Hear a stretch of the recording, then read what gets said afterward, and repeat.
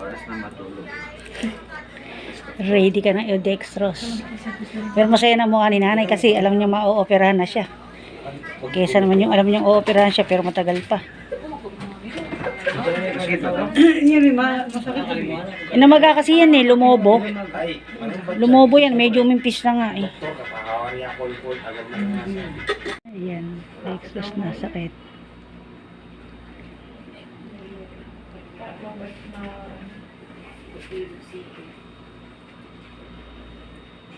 Nating tingnan si nanay nung nilalagyan ng karayom. Pinag-prepare po ako ng 2 can ng no sugar o less sugar na pineapple juice in can. Kasi i-MRI muna daw po siya para makita talaga at mas malinaw daw po yun. Mas malinaw yung nakikitang image doon sa loob ng kanyang stomach. Preparation po para sa operation po niya. So ayan, ito ako sa may gilid ng canteen. So bibili po muna ako. Nandito ako sa lower ground floor. Bibili po ako para kung anytime na sabihan po ako na bumili. Nakabili na. Ayan. No sugar. Sana meron. Wala. Ayun. Ito. Meron. Pineapple Heart Smart. Oh, ito. No sugar added. Yun. Tama.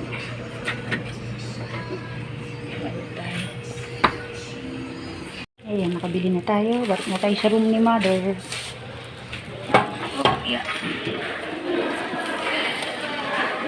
Time check, parang 6 o'clock na ata. So ayan, akit po muna ako at naghahagdan na lang po. Mas mabilis pa yung hagdan kaysa sa elevator.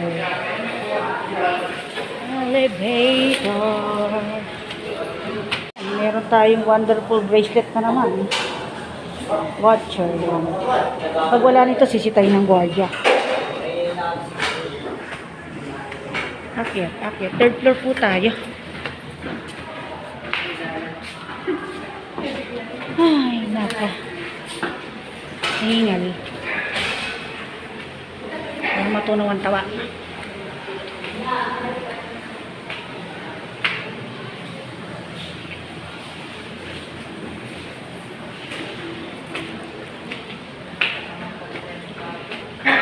Akyat. Second floor.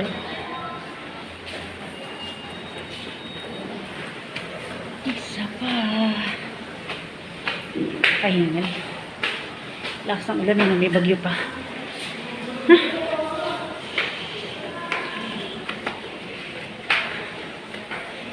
Ay naman, lumakas yung ulan. Kaya nandito kami sa hospital mga kapatid. So ayan.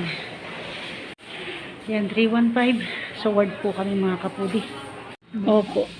Kasi nalaglag na yung bato niya eh. May kinabit sa kanya na sa ERCP bumaksak.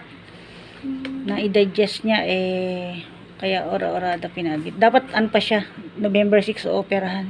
Na-move po siya. Oo, kasi parang kakasepsis ulit siya.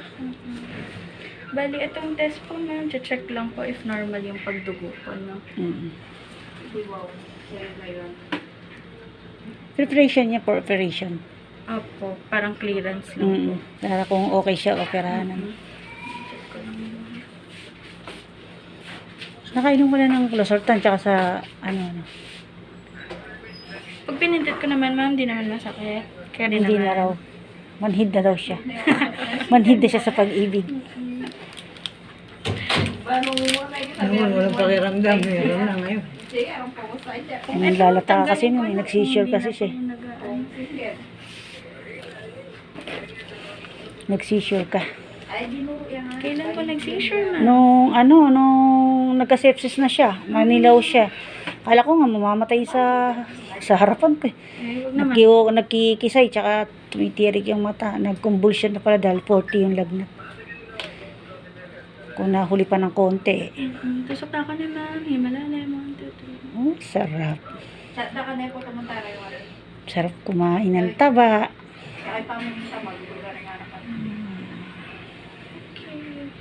Siya, madaling makakutunguha yung Eh, lalaki. kasi pinagpa-practicean ka pa. Dapat pagka ganyan for operation na, hindi na sinasama yung ano. Kaya nakakaawa naman yung kasi may kasama kanina na ano, yung bago.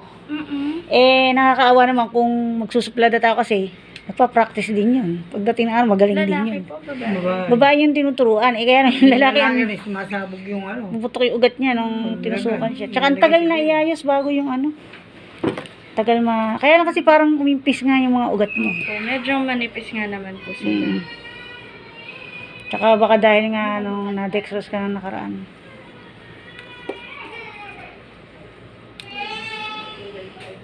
Kaya lahat talaga dumadaan sa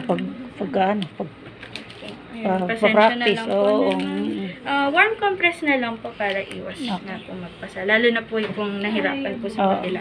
Baka kasi po may tendency po mabugbog. Confirm ko lang ma'am, Pantig Marilo po, no? Okay. So yan po mga kapudi, hanggang dito na lang po muna ang video at update ko po kayo ulit bukas.